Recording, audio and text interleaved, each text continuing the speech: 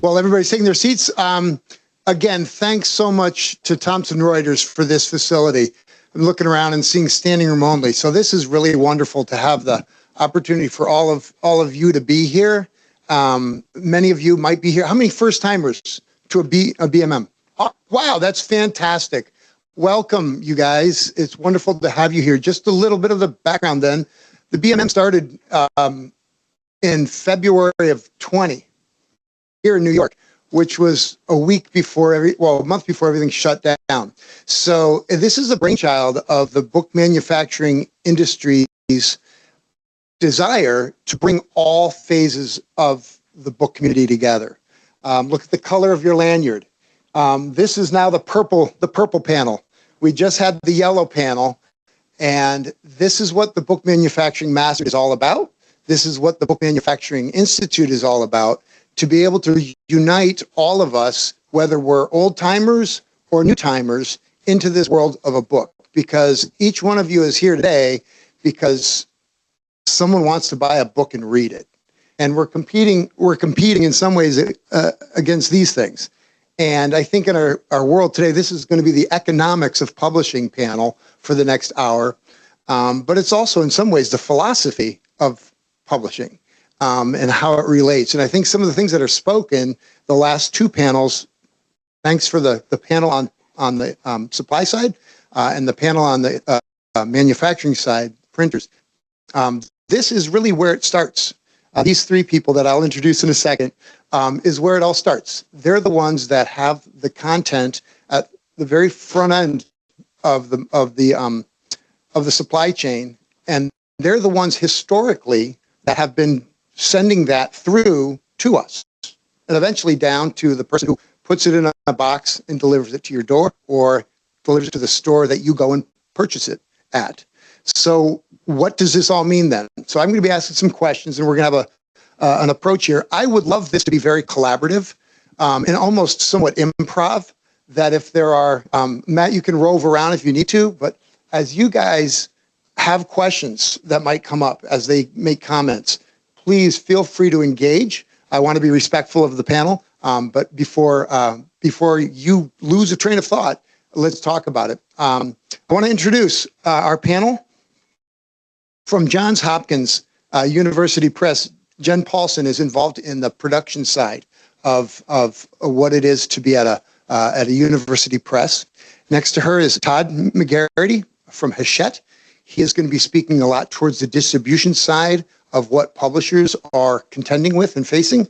I can speak to that. And down at the end is Claudia Pilcher with Scholastic, who is very much involved with sustainability and even the EUDR. So I know that each one of these panelists have their subject matters, but we're going to ask them to speak to whatever they can comment on from their organizations. They are not at all asked to give any specific trade secrets about what their publishing experience or what they do there. But there are three areas really that mainly we're going to talk about. Number one is going to be obviously the sustainability and EUDR and what that implies to them as where they sit. But then also there's some issues about tariffs and also production decisions and distribution and how that works. So we'll just get it all started and I'll ask some questions. I'm going to use the podium. I'm just going to sit here. I'll just sit here with you guys. And that way, anybody has a question, feel free to call it out and we'll talk. But what I'd love to try to do is start off with the tariff situation. Has there been anything tariff related that has impacted publishers? Because books are exempt, but is there anything in your organizations that has played into your what's happened to you this year? So as a university press, we're a smaller organization. So tariffs, yes, do play a role in the costs of goods that we're creating. So it's a combination of the tariffs and EUDR are making some of our decisions somewhat easier or adding to our mix of where we're going to print our materials. So it's influencing some of our decisions, if not directly. Okay. Is it on? Okay. Yeah, at Hachette, we also produce some non-book product. We have a lot of gift and stationery, Book Plus product. So those are not exempt. So we spent a lot of time this year looking at alternative places to manufacture, which is challenging and in some cases not practical. But just simply raising prices where we can. It's given us an opportunity to actually look at all of our pricing, which in some cases is a little bit overdue. And we found that, we've been able to raise some pricing without it really having a material impact on sales, which is encouraging. So that pass along raising price has been accepted for the most part. For the most part, yeah. Okay. I mean, we've been not doing it across the board. It's really been a product by product, SKU by SKU decision, sure. Depending on what we think the market can bear. Yeah, obviously, to kind of echo Todd there with the tariffs, Scholastic is very much known for our book fairs, right? That's one of our trademarks. So we do a lot outside of books. That being said, tariffs is absolutely something that we are considering all over, and similarly the cost of that as it relates to other priorities as well, specifically sustainability and other things. So from a publishing perspective, tariffs is probably not as high on the radar for you, Claudia, as what you deal with sustainability. That's the topic that I think is good to jump right into about sustainability. And this is also Todd and Jenn for you as well. But can you speak to where you are at with your sustainability efforts, specifically from a publishing perspective? What are you asking your suppliers to do with regards to EUDR, filling out forms? What is your awareness of all that downstream? It's a great question. To Ken's earlier point as well, I will just let you all know, not only do I work with sustainability, it is my title. I am the sustainability planner. So for everyone dealing with that in their day-to-day, I see you, I hear you, I with you. I'm not the enemy, right? Do you know, where is this Lisa that is spoken about? I know that she's been very involved. Have you met her before? I have not, but we have our own Lisa. So she's over there. She's ours. You can't have her. There's this whole world that I think is a subculture that's going on that we'll talk more this afternoon in the panels. But yeah, tell me more about what that is. No, absolutely. I mean, and that was, not to steal my thunder there, but for everyone else has their Lisa, our Lisa is really our EUDR expert. She's my subject matter expert. So, I will not pretend to be as knowledgeable about that as she is.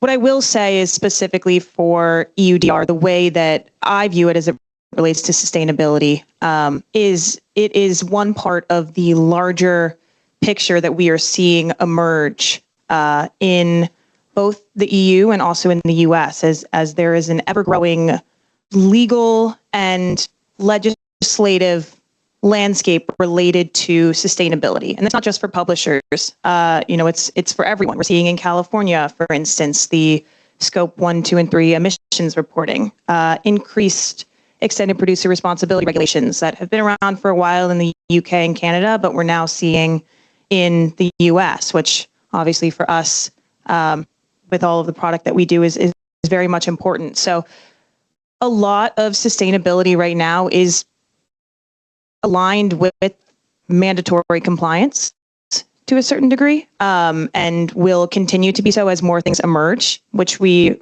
truly will expect is going to happen. But, it's also looking at good corporate sustainable practices, and we're very much aware of everything that our suppliers have going on outside of the questionnaires that we're asking them to do. And, but at the end of the day, suppliers' scope 1 and 2 emissions are directly our scope 3 emissions. So it's not just really a nice to have at this point. It is truly a need to have for all of us. So with that need to have, does that allow you then, is their responsibility, you expect them to do that for you?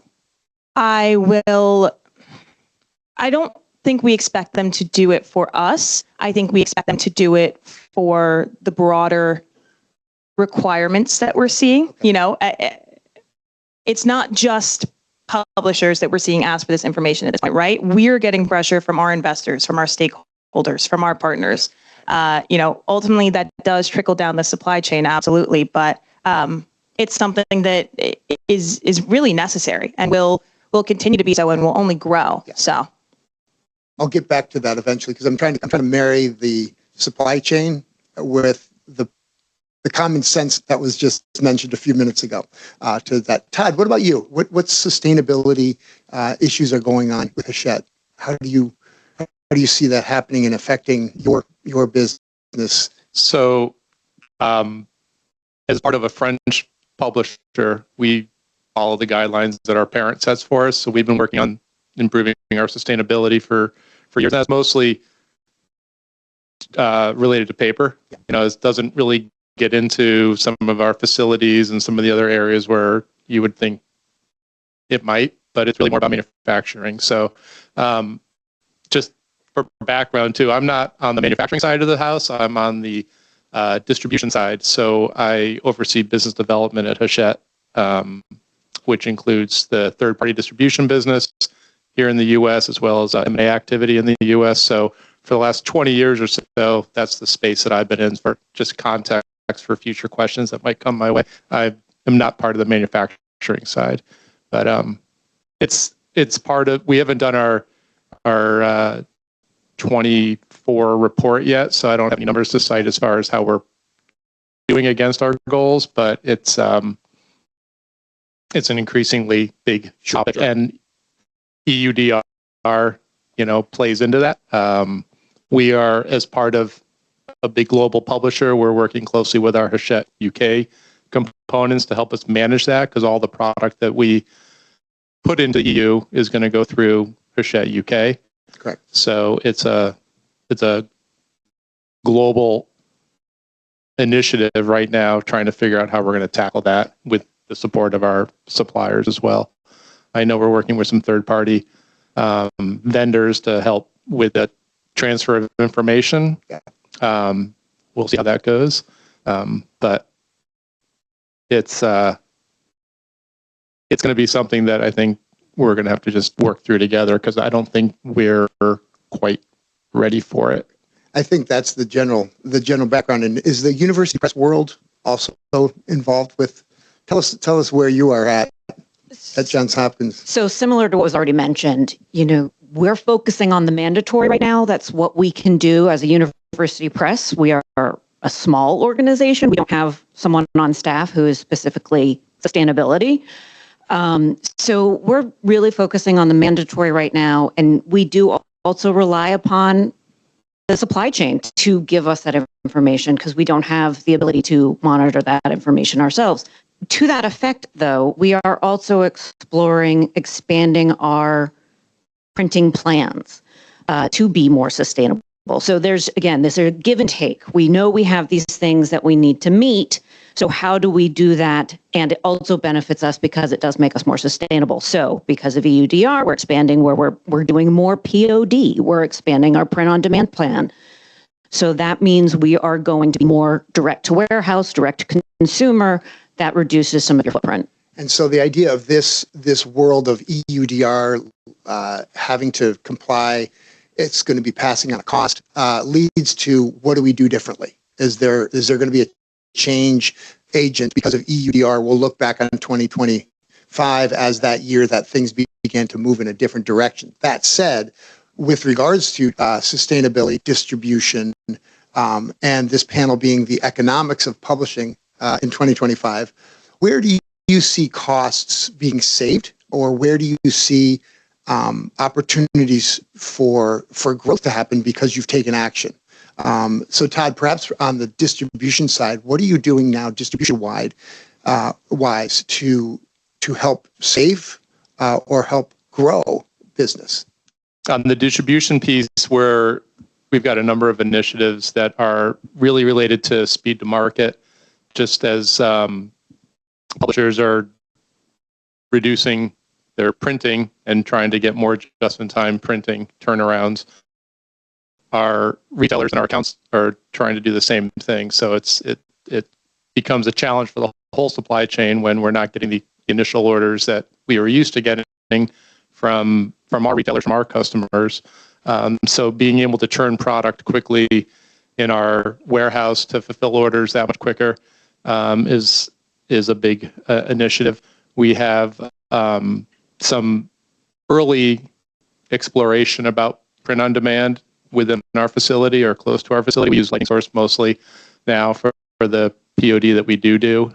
It's not a big percentage of what Hachette does, but we're in very, very early stages of exploring whether it would make sense to put some sort of capacity under our roof I don't know where that's going to go, but it's an interesting exercise. We're working with some of our big retailers to sort of change how we go to market to support them. We're having an exploratory project this fall with Amazon to fulfill direct-to-consumer orders on their behalf, which will be interesting to see how that goes. It's a test. It's not going out wide, but it's something that they've been pushing us to try.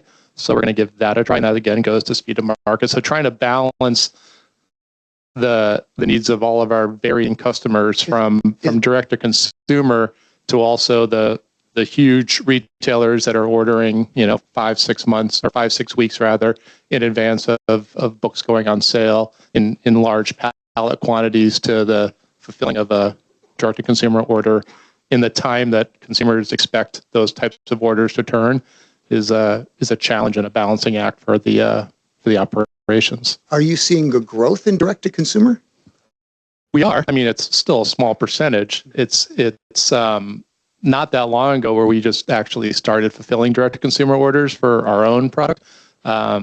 We are seeing proportional growth in new channels like special sales, special markets channels, retailers like Fair, which are relatively still small in the grand scheme of the volume, but it's showing tremendous growth within that little segment. And I don't know if you guys know who Fair is, but they fulfill into a lot of the non-traditional book channels. So dealing with one partner that can get into those channels versus having to ship a lot of small quantities to varying non-traditional book channels is more efficient for us, although those kinds of accounts do have their challenges as well.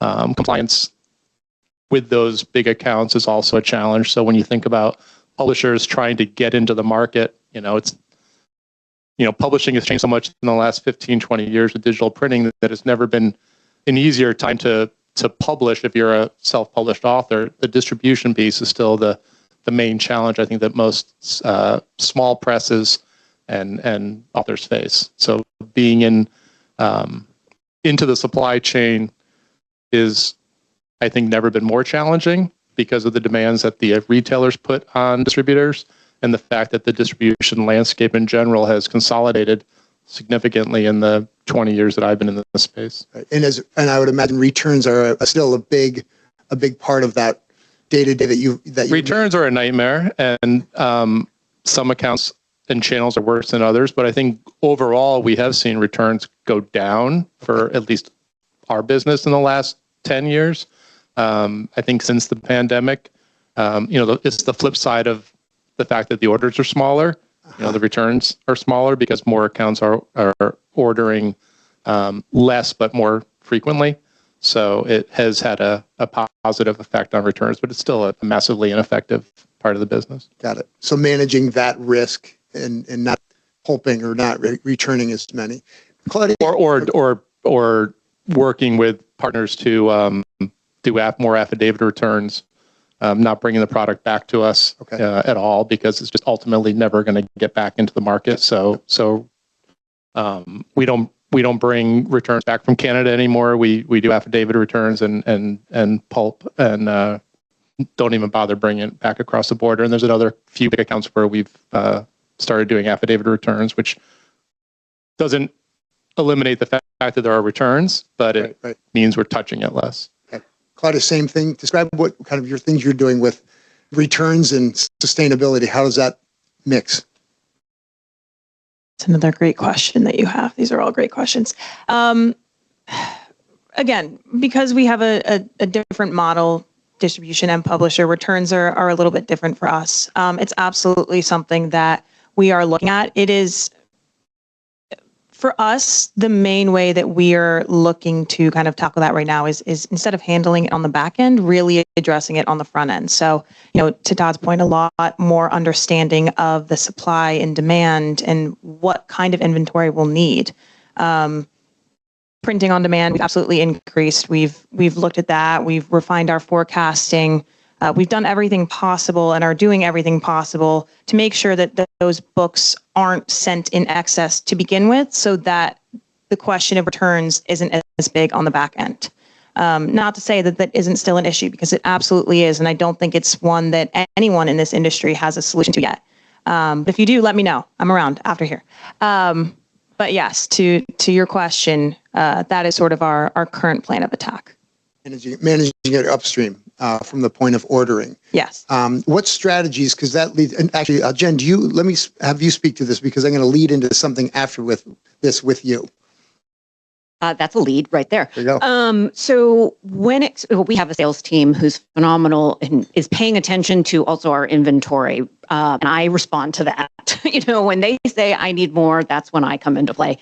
But what they are watching it. There are those big orders that can come in that sometimes they need to put a hold on, because they know that will affect our ability to say this book is even available if that gets wiped out. So they're watching that carefully and managing that. But we are also spending a lot of time focused on what are our plans for a front list book, for a new title. What is that first printing necessity going to be? We've got a new special sales plans going into play, trying to get that inventory needs figured out upstream before we run out. Of course, there are always going to be those surprises. So that's where we come into play, trying to make sure that we can fulfill those as quickly as possible.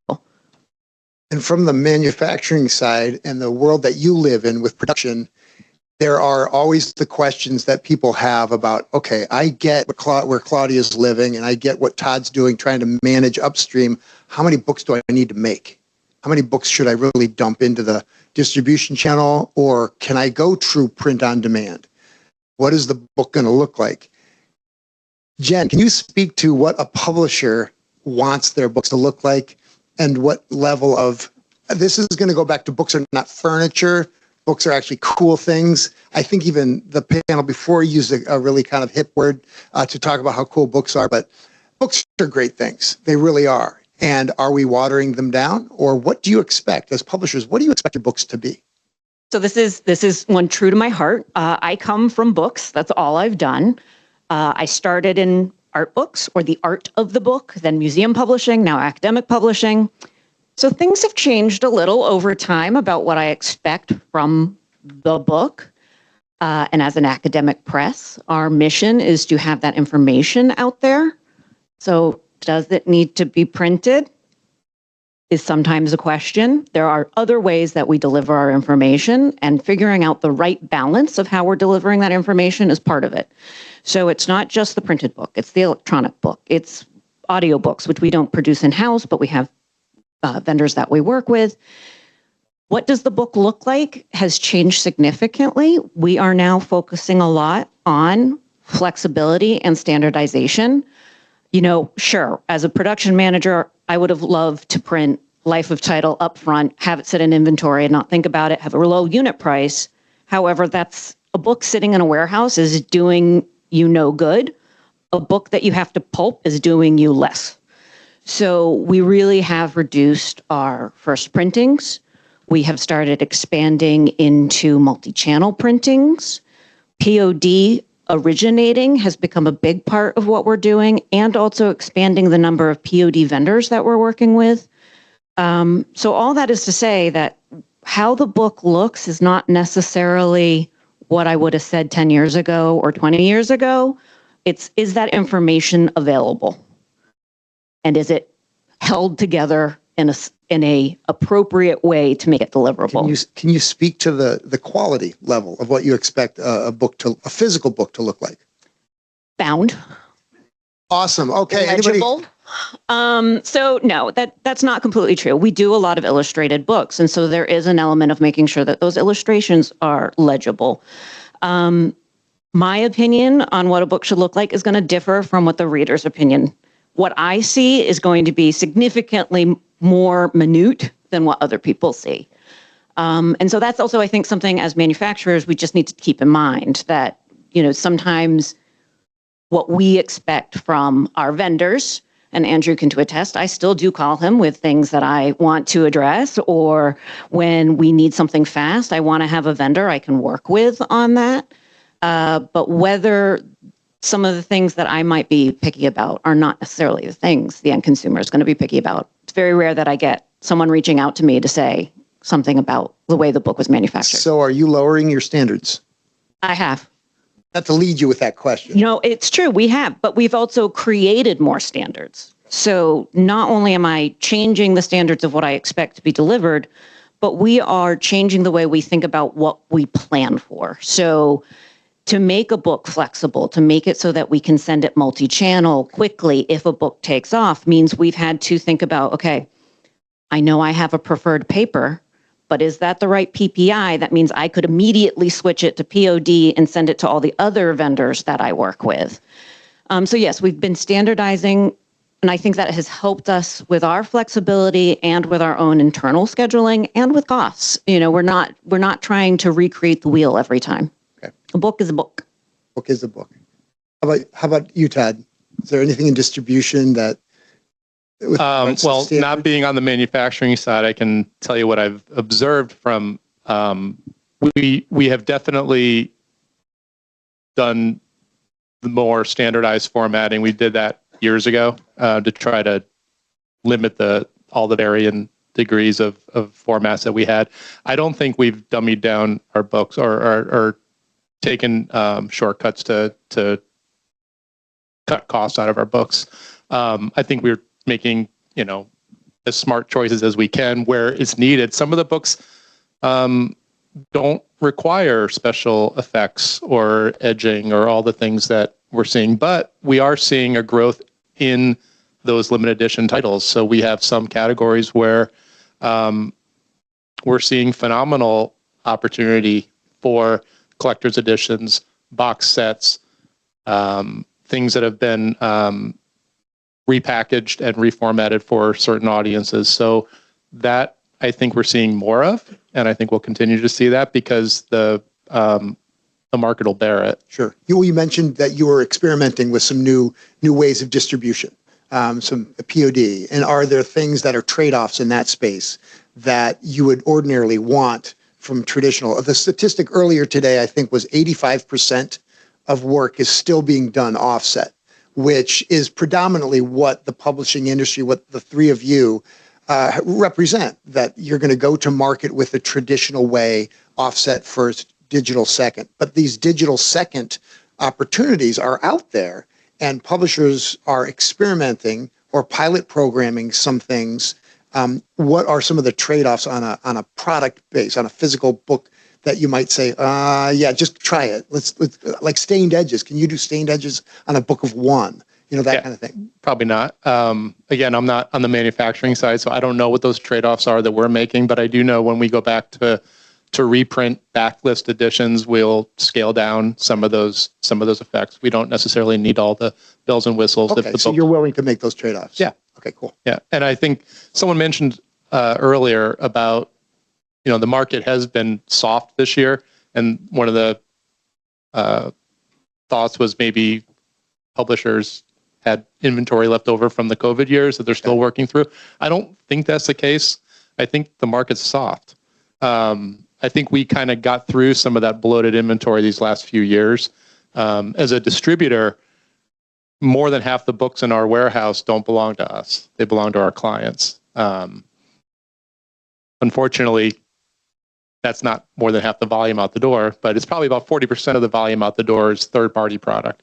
And we don't have as much control over what our clients print. And we have some clients who have very high-end books. We have, you know, art illustrated publishers like Fiden and Abrams who, you know, all these POD solutions just don't work for the vast majority of what they do well. So we're also bound by, as a service provider, what our clients are printing and how they're getting to market. And they will often print much longer than a publisher like us because their production values are much higher for some of their titles. So we're stuck with that inventory that we have to work through. So in some cases, maybe we do have, you know, inventory in our warehouse. It's not as much Hachette product, unfortunately. Okay. But I just want to make that comment before I forgot. Claudia, how about you? What with regards to standards, if you're Do you choose digital? Do you choose offset based on the final product, based on consistency or some embellishment? So, as a children's book publisher, we have a certain threshold in terms of the level of pizzazz or sparkle or whatever you want to call it on our books, right? That we essentially need to have to get children engaged. That is maybe a bit different from what other people's threshold is. That being said, one of the things that we have tried to do and continue to try to do internally is not to implement any sort of one size fits all. We need to eliminate this from this product or, take away. Instead, we found what is successful is providing our design team and the decision makers within the business information that can equip them to make informed decisions on a case-to-case basis. So, for instance, our sustainability team just circulated internally what we call Eco Pages, our sustainable design guide that ranks the environmental and recyclability components of each of the products of the bookmaking process. So everything from paper to glue to, just everything you can think of, right? And then the design team can use that information and make a decision for each of the books based on the market that they're going to, what everything else looks like. So providing them with that information to show, here's what we're using currently. You can either choose from these things or, if we have the opportunity, look at this slightly more sustainable component or look at this thing that has maybe a bit higher or lower of an environmental impact. We really find that allows us to navigate some of the flexibility or navigate, an area that is not really a one size fits all. With regards to the distribution, the manufacturing of the physical book, all of this leads to, and everyone who's making the books in this room are interested in eventually, what's the cost of the book? What does it cost for us to make, buy the paper, make the book, buy a machine that's going to make us more efficient, so that we can manufacture books at a better rate, better way to get into the distribution channel that's ever changing. How do you as publishers see the economics of the cost of the product, the $30 per book versus, okay, I'm going to have to increase that price because all of these costs inside the world of manufacturing are going up? Are publishers still and always going to be focused on we've got to get the cheapest price per book, per unit? Or are you beginning to look at the total cost of what it is, as you said, Todd, to have your warehouse that does have books in it, or as you said, Jen, that I would love to put this into the distribution channel and just let it sit there for the life of title. That doesn't fly. So ultimately it boils down to the buck stops somewhere. So is it okay to begin looking, and are you looking at that cost factor? So as an academic press, we're small, we don't do large runs. That's just not our models. But what is a large run for you? So the majority of our books are probably around 1,000. Okay. That is what 1,000, 2,000 books at a time. That would be on our trade titles. So that's, again, but we restock. That's not necessarily the life of title that we're predicting for a book. But unit cost isn't the driver necessarily. Yes, we want to be controlling our pricing and our costs for each book. But again, and this is the thing that would be great if we all had a magic wand and could predict who's willing to buy what, when. That would be wonderful, but we don't have that. And there is a point that an individual is not going to be willing to pay for this type of book. And so we can't continue to just increase the prices because then it's not going to sell. And so you've got a lost sale. So there are points where we just can't, we have to cap a price. It doesn't matter that this book's become 500 pages. No one's going to buy it if you raise that price to a certain point. So we have to take that into account. And then from the production standpoint, what's the most economical way that I can produce it and still fit within that? So we have to look at both, but there's the thing that we can't predict, which is the lost sale, right? You cannot predict that. You also can't predict the books that take off. So that's the other, again, having that flexibility to be able to quickly restock. So we are reducing our print runs. We are restocking more often if that wonderful thing happens that a book takes off and we need to do it. We are originating POD for probably a quarter of our list now. Yeah, we're doing more digital first printing, but it's still a small percentage of what we do. I think as a publisher, those $30 books that have a retail price of $30, the production cost is a very small percentage of that. You guys all know what it costs to print a one color $30 book. For a big publisher, yes, we want to manage those costs as tightly as possible, but we also have royalties and the cost of a sales force and the cost of the office on 6th Avenue. So there's a lot more to the cost than just whether we can squeeze out, another couple cents from the printing. Yeah, I mean, ultimately for us at the end of the day, we price the books we need to. That's not a decision that I get to make. But for me, for sustainability, generally speaking, which is maybe not what people believe, but I'm here to tell you, the most sustainable book is usually also the cheapest, just because it's down specking. It really is. So, trying to understand the business priorities and making beautiful books for kids and getting them into the hands of children with the, cost savings and marrying that with the more sustainable book, I think is really where I try to advocate for that in unit cost. I'm not really sure if that answered your question now that I'm going around. Thank you guys, because it's really always the question that kind of comes into people's minds, whether you're, when you're manufacturing a book, like, okay, the cost of the materials, the cost of labor, we talked about that.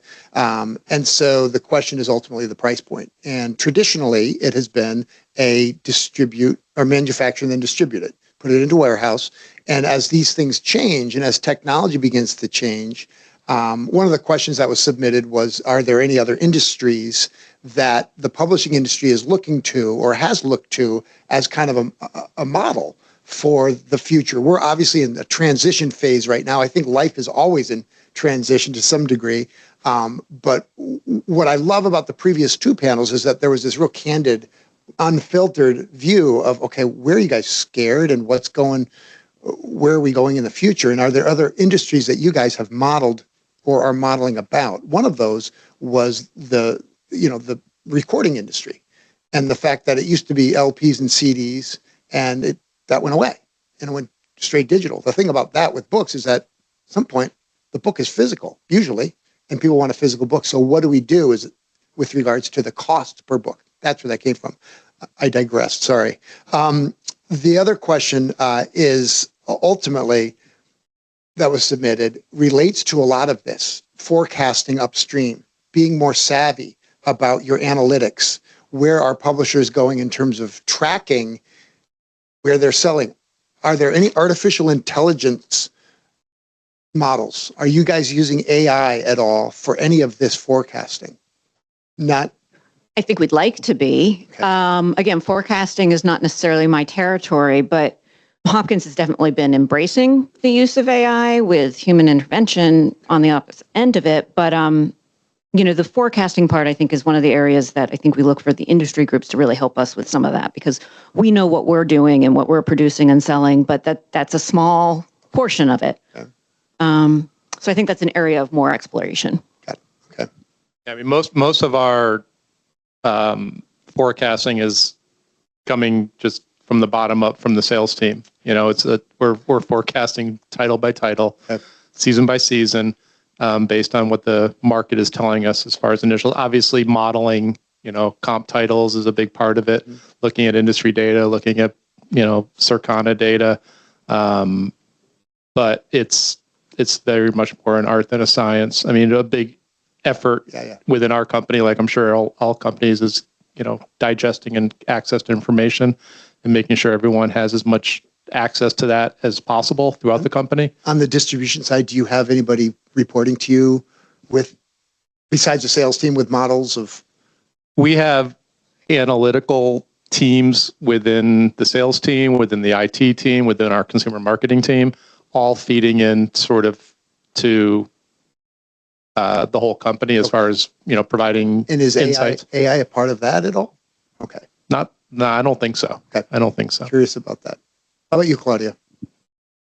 I am not on that side of the business, so I am not sure, and I don't want to speak out of turn. Sure. So I'm going to plead the fifth, I guess. Okay, got it. In this instance. That was a submitted question, so I needed to make sure I added that to the group. With regards to the world of where we are with published books, 10 years from now, your publishers, where do you see the physical book?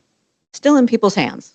Okay. I mean, I do not see the book. We've heard every year there's a new technology that's going to damn the book. That is not the case. Okay. That has not been the case, and I don't think it will be the case. I think books will still be getting into people's hands. In what shape may change. Does it always have to be hardback?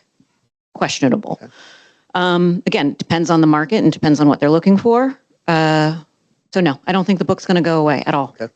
Yeah, we feel pretty bullish on the book industry. We had this argument 15 years ago when ebooks, or 20 years ago when ebooks came, and everyone, was worried about that, and that hasn't proved to be the case. We continue to see our ebook volume as a percentage of our sales declining or plateauing. Okay.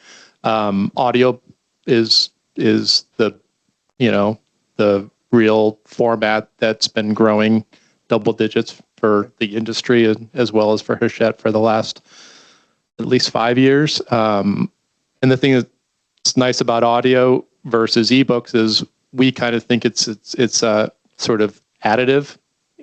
People who like to read may fluctuate between print and digital formats. There's a lot of people, I think, who are still reading digitally, who read physical as well. But the audio market we seem to be finding new buyers there. We're getting into new channels like Spotify and finding listeners where they might not be readers. So that's an area of growth that we're excited about. But the print book we're pretty confident is here to stay. In whatever that looks like 10 years from now, we'll see. But I don't think we have any concerns about that. I think our concerns are we've talked about tariffs and all those pressures on the industry. The industry is a very low margin industry throughout the whole supply chain as well as at the publishing level. We just want to make sure there's still places to buy books.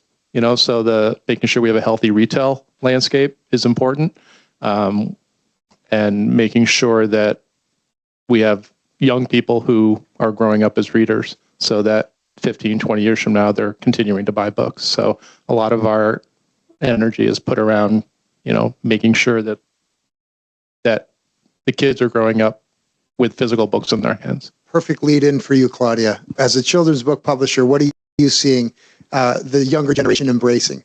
Right. Yeah. Children's books. Really hope that hardcover books stay around because that's pretty much our bread and butter. And I think what children really gravitate towards. Ebook just doesn't really have the same appeal, at least for the younger. So, I think my hope, given my role and what I do, is that those books continue to be tangible. And I think maybe just a little bit greener. And that's something that I think a lot of times we viewed a lot of the legislation and everything coming out as negative and things that we have to do. But really, it's also created this amazing opportunity for discovery of new materials and exploration of different kinds of printing technologies and all of these things, so moving forward, we imagine, I hope and I expect that there will only be more of that to come. So, 10 years from now, maybe it'll be on some form of paper that we've never even heard of yet, but absolutely, I think the main goal would be to continue this upward trend and trajectory that we have of environmentally friendly book product. Before we get to Q&A, the questions are always, what are you doing to future-proof your businesses? What are you doing to future-proof? And so along those lines of of new products or new papers or new designs or even new distribution, what are you doing to future-proof from an academic publishing perspective, from a trade perspective, from a children's book perspective? Where are we going, and what are you doing for future-proofing your business to be able to distribute books of your content level in the future? It's standardization and flexibility, being able to think about how easily we can produce this as quickly as possible with reduced resources, has, I think, really been, and communicating and being communicated with from the various vendors that you're working with, to make sure that those things are compatible with each other is, I think, really what's important, at least from a smaller press perspective, to be able to accomplish future proofing. At the production side of things, that is. I think at the publishing side, it's making sure that we have product that consumers continually want to buy. So over the last 10 years, we've made a number of acquisitions to help balance out our list so that we have product in just about every category. So as one romantasy dies off and the next trend comes, hopefully we're positioned well to react to that.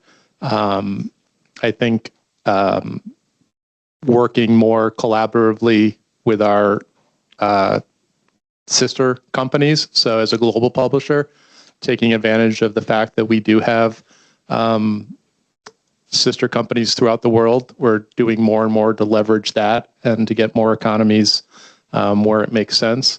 And then on the warehousing and distribution side, it's just becoming, increasingly more efficient and trying to eliminate, the bloat and the waste that we have just in the supply chain in general. I mean, we've 2 million square feet in Indiana that is probably,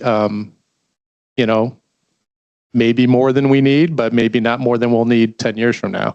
So trying to balance the growth goals that we have with, the current, costs that we're trying to manage. So it's a combination of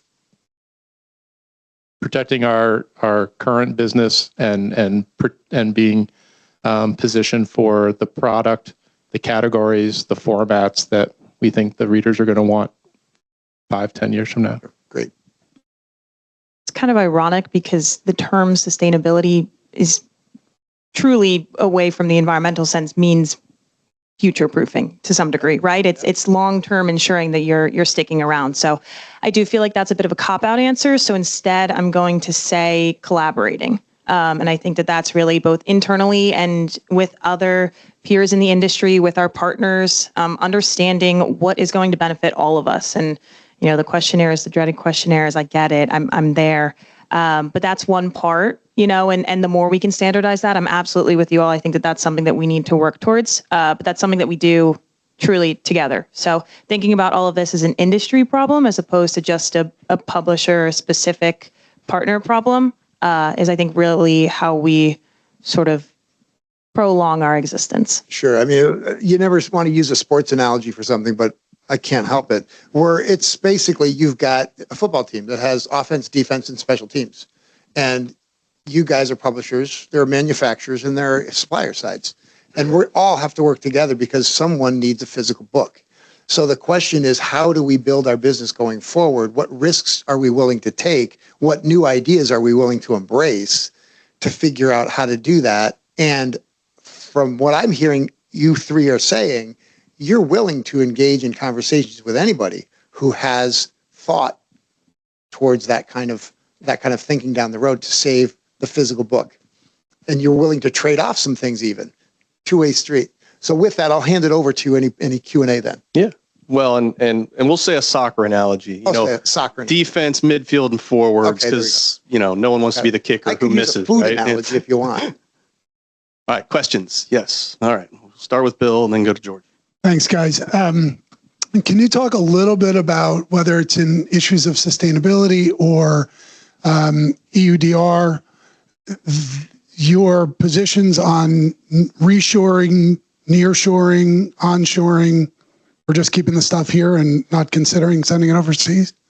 That wouldn't be my call. That would make my life a little easier if I wasn't having to send overseas, but that is still a percentage of sales. And again, as a university press, we want that information and our content out there. And so I think we aren't, the world is global now, right? Just like we used to have a month difference between our UK pub date and our US pub date, that's gone.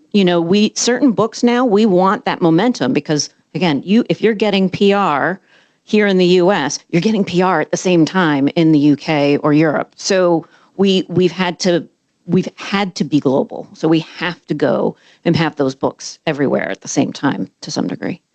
Yeah, and I just would echo that we're doing more simultaneous publishing across the globe, either publishing it ourselves globally or working with our sister companies to publish it simultaneously. So I don't know what the long-term strategy from our production teams are as far as offshore or local printing, but I know we do a ton of domestic printing at Hachette, and I don't see that changing. There's some formats that we still will be doing probably outside of the U.S. for the foreseeable future, but...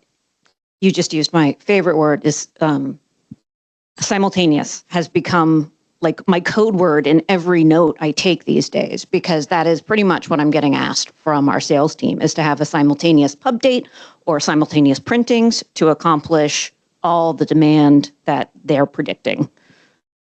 I direct all further EUDR questions to my Lisa. No, I'm just kidding. But she really is the subject matter expert on a lot of that kind of stuff. I think we are absolutely, you have to look more globally to try to understand what opportunities there are.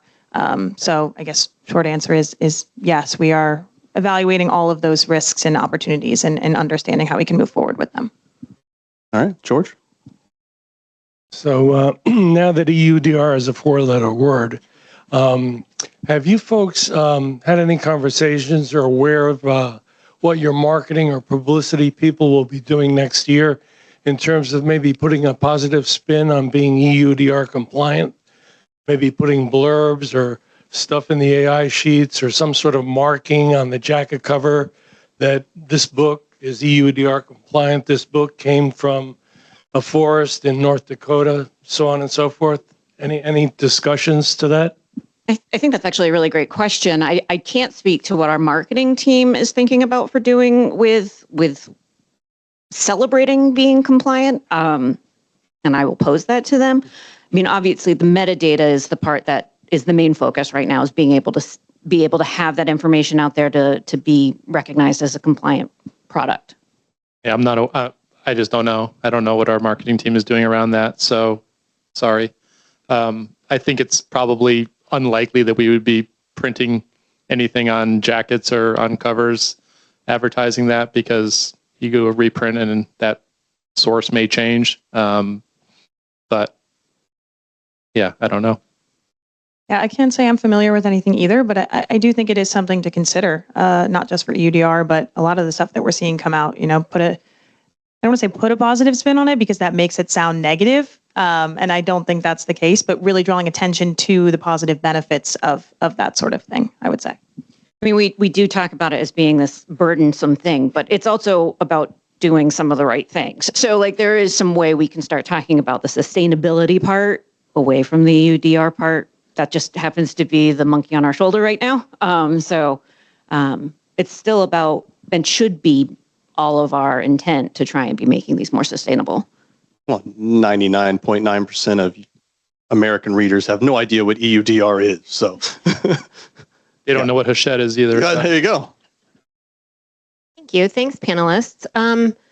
So when I think about the supply chain in our industry, I think of it as a three-legged stool, right? So we have our manufacturers, we have our publishers, and then we have our wholesalers and retailers. And we've talked a little bit about our relationships with the retailers who are conspicuously missing in this room. And I think we didn't invite them, but I think one, it's something for us to think about, which is if we're going to have this conversation, we need to have all three channels here to discuss. when we're talking about, my question is, when we're talking about issues of sustainability in particular, which seems to me very largely a supply chain issue, right? It's not just EUDR, it's about managing returns and inventory. And we've addressed some of that, but we know that our downstream partners have undue influence on the rest of us in this room. So my question is, how do you, as we're talking about collaboration, how do you think about influencing your downstream partners to help them come to the table and have some of these conversations? Are there people there? I don't deal with the downstream, but I think the idea of having them present at something like this would be beneficial to have that roundtable. And that's about as far as I can go on that one. And we have close relationships with our customers, and we have our, sales teams out there talking to them every day. Some of the bigger accounts that are the more challenging ones to work with, that probably have the biggest impact on sustainability when it comes to returns, are difficult. It's a double-edged sword. You want your books in Target and Walmart, but you also have to come with you don't want 80% of back. I mean, we work, we have discounts and terms that encourage, lesser returns. We have incentives, so for some accounts to be more efficient in their sell-through. We're working to grow the channels that are notoriously non-returnable. So, that's good for everybody. But you're right. They're the biggest. We're reacting to whatever they're telling us, and the suppliers are reacting to what we're telling them, and they're the ones that are going to be able to make the biggest impact, at least here in the U.S. Claudia needed it. I was honestly going to rephrase exactly what he said, right? Is they're the ones driving a lot of this. They're the ones we're seeing request these things and give us this feedback about being more sustainable. So we say our vendors are their scope 1 and 2 is our scope 3. Our scope 1 and 2 is their scope 3. So it all is that sort of trickle down effect. And, yeah. And Andrew's was a great question, because the question is, the fourth person in the room is the retailer, or ultimately, can an individual be the end user? Does it have to go through a retailer? That's an emerging world that we're living in, right? It's the Spotify direct to consumer, right to my ears. That went through nobody. Yeah, I would imagine that all three of your finance staffs are well into budgeting for next year. Are they starting to put a number around what compliance will do to the cost of the book? And if so, can you share any of that value yet? I know it's early, don't get me wrong, but are they introducing a new line item for compliance next year? We've always had a compliance line item in our P&Ls. I can't tell you what they're doing for next year.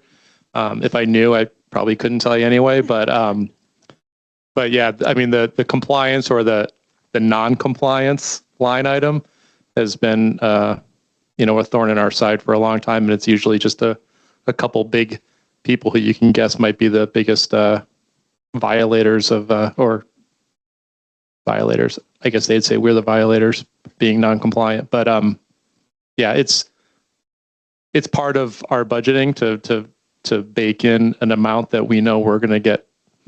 I don't know about the EUDR compliance issue, and it sounds like it's still to be decided how that's going to impact our P&L. But certainly, dealing with the Amazons of the world, non-compliance is a profit center for them. Hi, everybody. I got a question, and it's a two-part question, one for the panel, one for the group. If you could raise your hands in the group for the publisher side, how many of you require or use the FSC certification? I see one or two. Okay. So then the second part of the question is the panel, do any of your organizations use FSC certified papers? I think we do, but I'm not 100% sure. I'm not on the production side, but I'm pretty sure we do. I honestly should know the answer to this. Yeah. And I'm going to say yeah. Okay. With that look on my face, it's just not actually something that has come up in such a long time. Right. And with the international printing. sometimes I won't know what paper was used. Right. The reason I asked the question is if we're talking about EUDR and having the bug on that, if you're already printing on FSC stocks with your printer, that bug's already on there. So if we're shipping that into the European nations, that bug is there. So my question is, does Europe understand what FSC means? Because we're trying to figure out what EUDR is meaning to us, right? So it's kind of a weird classification. We have alternatives for FSC, but we're required for the new certification moving forward for the first of the year. So just wanted to know everybody's kind of thoughts. So thanks for that. Awesome. Well, really appreciate the insight from this panel. Everybody give them a round of applause. Thank you very much.